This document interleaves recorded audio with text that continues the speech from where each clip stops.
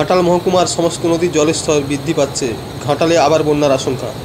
আপনারা দেখছেন STSP news Bangla. সূত্রের খবর, আজ সকাল থেকেই ঘাটাল মহকুমার সমস্ত নদীর জল দ্রুত বাড়ছে।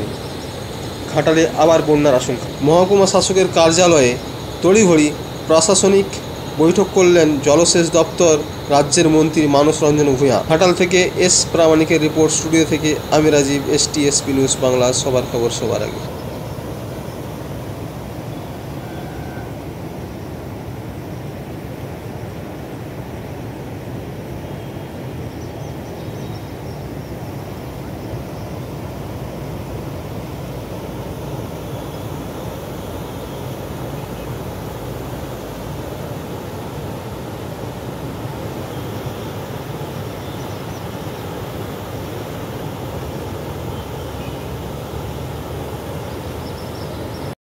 ওই জলটা ঢুকবে, বন্যা হবে কিনা এখনই আগবাড়ি বলবো কেন।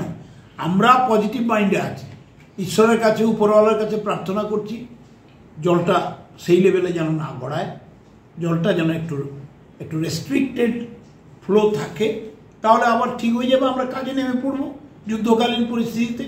আমি মিনিট টু মিনিট সেচ দপ্তরের কাজের আমি মনিটর করছি, কোনো অসুবিধা নেই।